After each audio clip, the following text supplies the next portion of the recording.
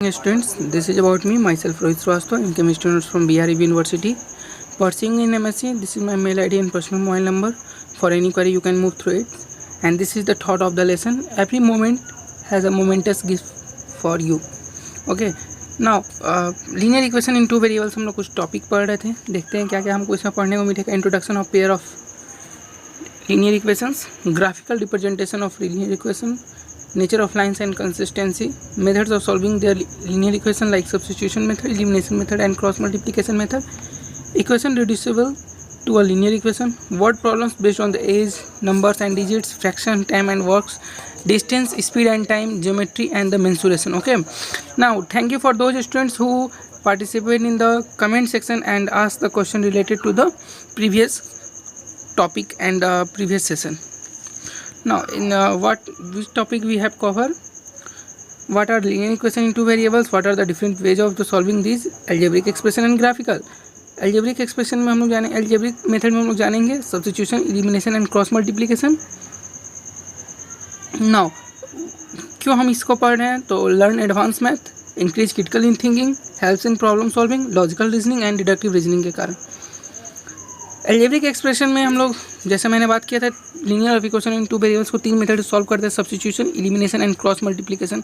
बार बार मैं आपको इसलिए इस चीज़ को एक्स्ट्रा स्लाइड के थ्रू दिखा रहा हूँ क्योंकि वो आपको रिमेंबर टाइप के हो जाए. ठीक है, मेथड्स में दो तरह के मेथड्स होते हैं, ग्राफिकल और एक एल्जेब्रिक. ग्राफिकल तीन तरह से सॉल्व होते हैं, consistent, dependent and inconsistent. Algebraic form जो होते हैं हमारे अप्रॉक्सीमेटली थ्री वे से होते हैं, substitution, elimination and cross multiplication. तो substitution and elimination I think हम लोगों ने अच्छे से कवर कर लिया है. अब हम लोग क्रॉस मल्टीप्लिकेशन को देखेंगे. देखिए क्रॉस मल्टीप्लिकेशन क्या है, कैसे है, उस पर जानते हैं.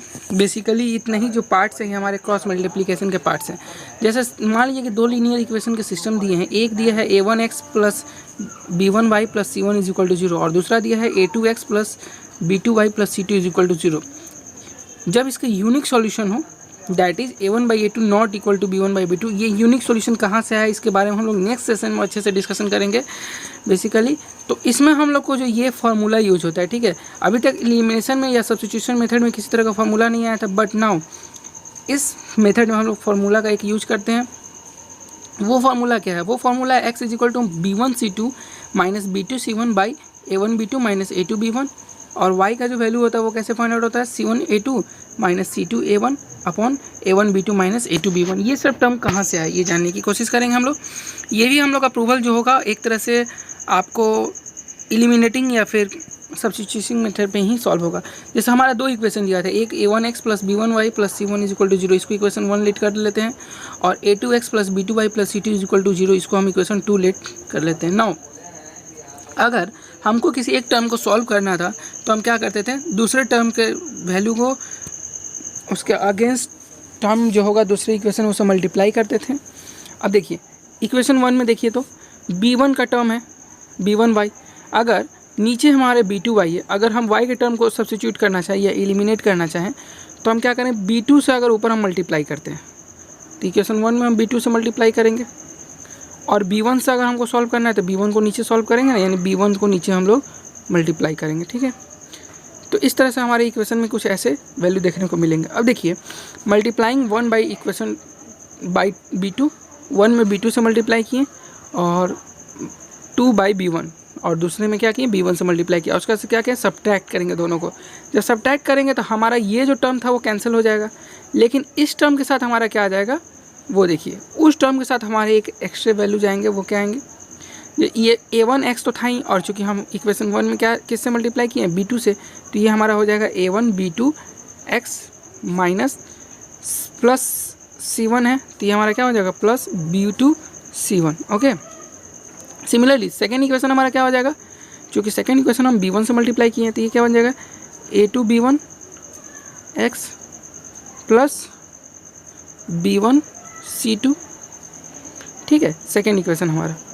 अब चूँकि हम इस सब को सब्ट्रैक्ट का सिंबल दे रहे थे तो दोनों में माइनस का सिंबल रहेगा, हमारा माइनस का सिंबल रहेगा तो क्या हो जाएगा a1b2x माइनस a2b1x, जो कि हम लोगों ने यहाँ पे ऐसे लिखा है, और दोनों में x कॉमन था इसीलिए x को बाहर ले लिए.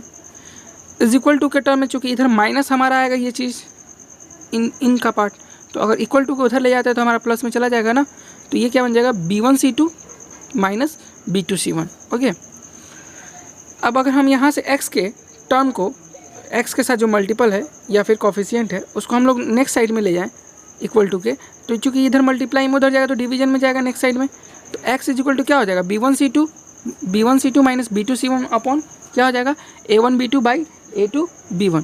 तो यहाँ से हमारे x के वैल्यू इतने आ जाएंगे। ठीक है, ये कब होगा जब A1 by A2 not equal to B1 by B2 होगा तब।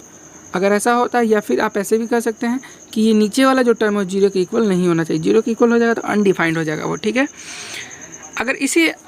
अगर हम कोशिश करें A1 के टर्म को सॉल्व करें, जैसे हम B1 के टर्म को सॉल्व किए थे ऊपर में, यहाँ पे B1 और B2 के टर्म को सॉल्व कर रहे थे, उसी तरह अगर हम A1 के टर्म को सॉल्व करते हैं, क्या करते हैं इक्वेशन 1 में हम लोग क्या करते हैं, इक्वेशन 1 में हम A2 से मल्टीप्लाई करते हैं और इक्वेशन 2 में हम लोग कैसे मल्टीप्लाई करते हैं A1 से।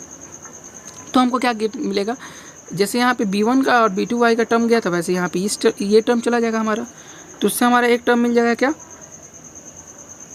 B1y1 A1b1 A2b1y1 और बाई नीचे हमारा जाएगा A1b2y1।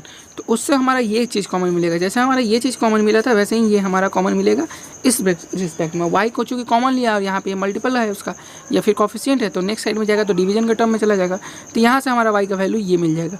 जहाँ पे हमारा जो डिनोमिनेटर होगा, ये जो पार्ट होगा वो जीरो के इक्वल नहीं होना चाहिए।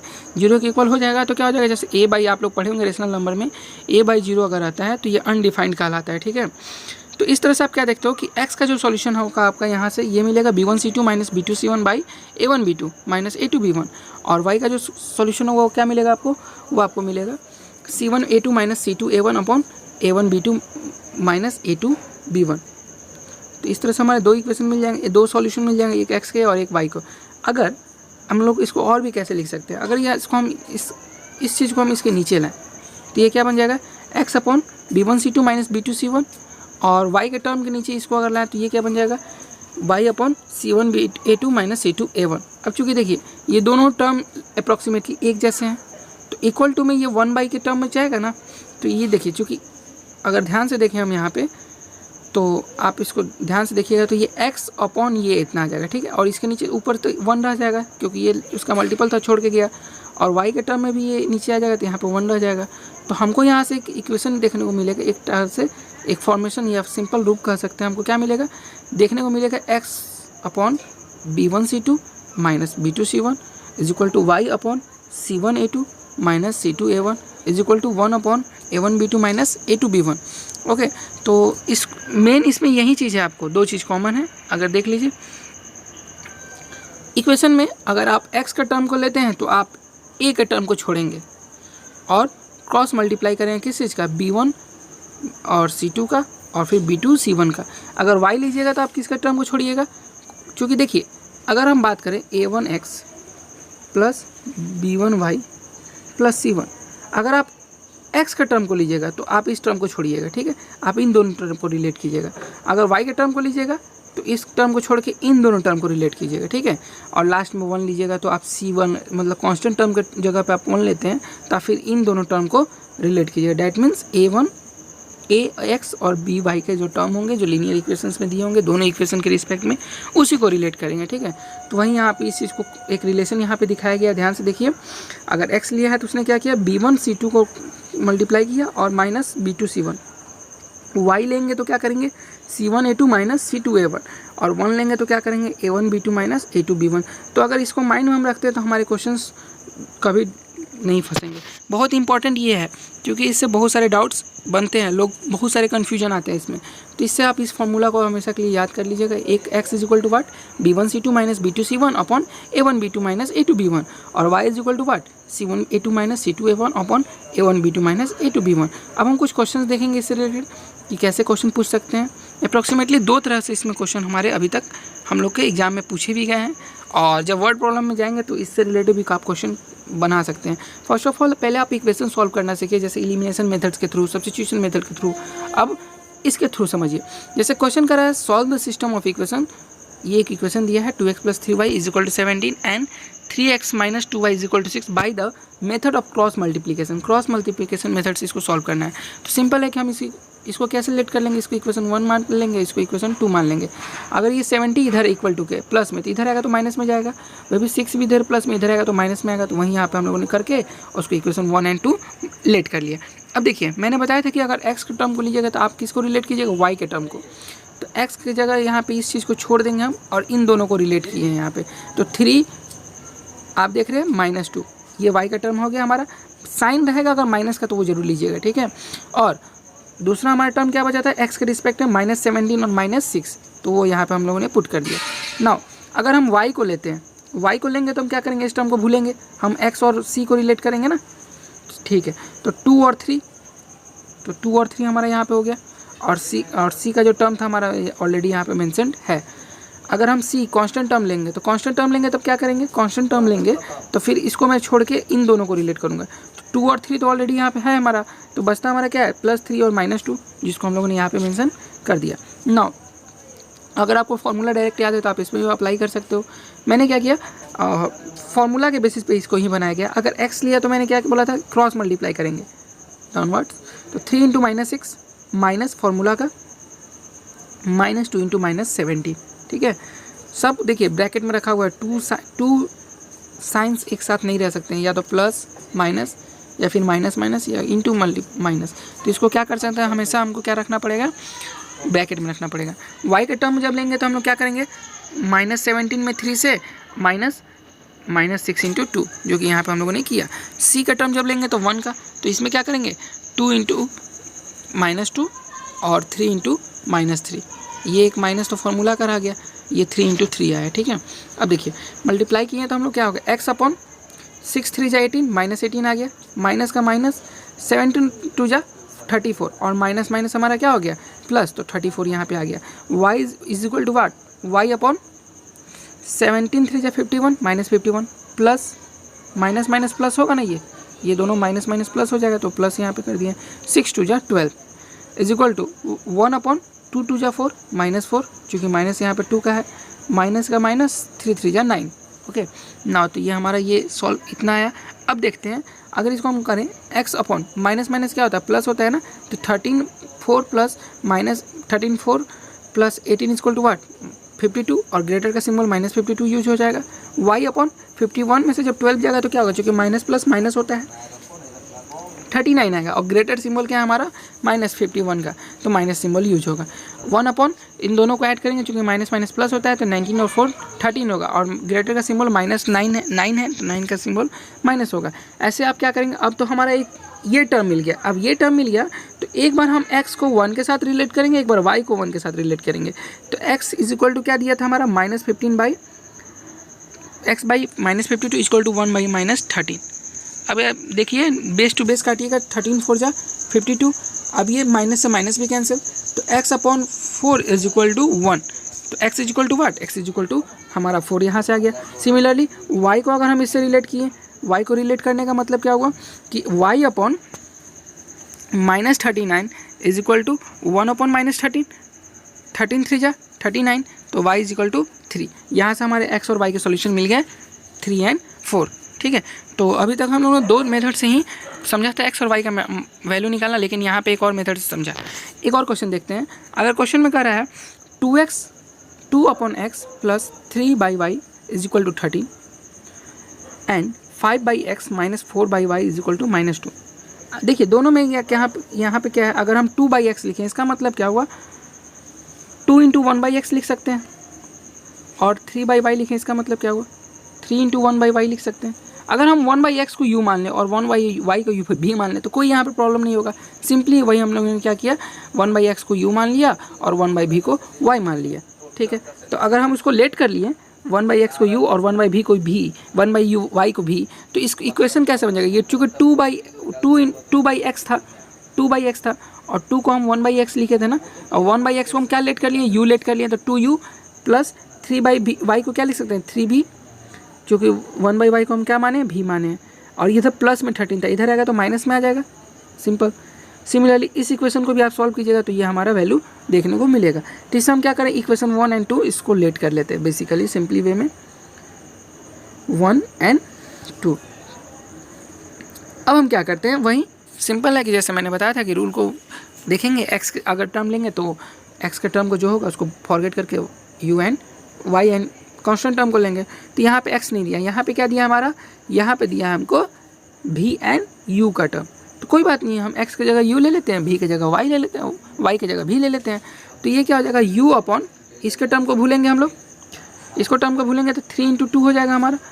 तो ऐसे हम लोग अरेंज कर लेंगे, ऐसे अरेंज करेंगे तो क्रॉस मल्टीप्लाई जब करेंगे, इसी बेसिस पे इसका नाम ही पड़ा है क्रॉस मल्टीप्लिकेशन, याद रखिएगा। तो ये क्या हो जाएगा, u अपॉन 3 × 2 माइनस फार्मूला का -3 × -14 13 is equal to v upon -13 × 5 minus formula का 2 × 2 is equal to 1 upon 2 × -4 minus 5 × 3। Okay, now what we get here, we get that u upon 3 × 6 and 6 minus 13 × 4 basically क्या होता है बताइए, 52। ठीक है, और चूँकि ये माइनस माइनस प्लस हो गया इसीलिए हम यहाँ पे सिंबल उसका नहीं देंगे। बीच में हम लोग इसलिए 6 माइनस कर रहे हैं क्योंकि 3 × 6 हुआ और माइनस का सिंबल ये वाला सिंबल का यूज़ किया और ये माइनस दोनों प्लस बन गया। तो 52 में से 6 जाएगा तो क्या हमारा आ जाएगा 46 आ जाएगा। ग्रेटर का सिंबल माइनस है तो -46।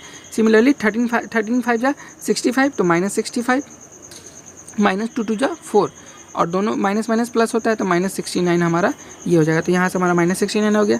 इसको भी हम लोग सॉल्व करें तो -23।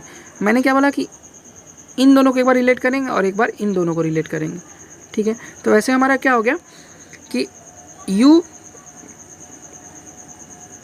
u इज इक्वल टू हमारा हो जाएगा u by -46 is equal to क्या हो जाएगा 1 बाई -23। तो u is equal to what -46 by -23। 2 times में ये कट जाएगा हमारा, तो y का वैल्यू हमारा क्या आ जाएगा 2 आ जाएगा और v का वैल्यू हमारा 3 आ जाएगा। सिमिलरली अब चूंकि u और v हमारा आंसर नहीं होगा, हमारा आंसर किसको x और y के टर्म में रिप्रेजेंट करना था ना। u हम लोगों ने रिलेट किया था 1/x is equal to u माना था हमारा, तो 1/x और u का हमारा वैल्यू कितना आया है 2 आया है। तो x का वैल्यू हमारा कितना आ जाएगा बताइए, x का वैल्यू ये इधर आएगा तो ये इधर हमारा जाएगा, x का वैल्यू 1/2 आ जाएगा। ठीक है, x का वैल्यू हमारा 1/2। सिमिलरली y का वैल्यू हमारा 1/3 आ जाएगा। इस प्रकार हमारे ये आंसर हो जाएंगे। तो क्लास आज के लिए बहुत बहुत थैंक यू। नेक्स्ट सेशन में हम लोग इससे रिलेटेड और भी टॉपिक आगे पढ़ेंगे। बेसिकली आप लोग को जो इससे क्वेश्चंस होंगे इससे रिलेटेड मैंने डिस्क्रिप्शन लिंक में दे दिया है, आप लोग देख सकते हैं वहाँ से। और अगर किसी तरह के डाउट्स होते हैं तो मुझे कमेंट सेशन में आप लोग ज़रूर पूछें। Thank you class, I hope you like it. Any question in your mind please tell me, please rate, review and recommend. Thank you class.